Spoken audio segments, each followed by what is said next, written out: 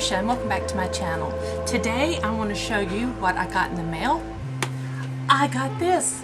I got the Jeffree Star Cremated palette. So I want to thank Barbara for sending me this. Look. This is, oh, I love these. I love the colors.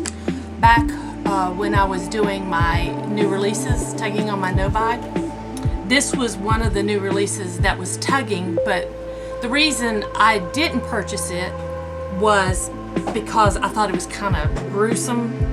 Just thinking about, you know, cremated and just all the colors look like ashes, and I guess it was at the wrong time of year because when Halloween rolls around, I'm in for all that stuff. After Halloween, you know, I'm not so much, but I do love this palette. I've only done this look with it, but I am looking forward to playing around with it a lot more. So again, thank you, Barbara, for sending me this. I truly, truly appreciate it.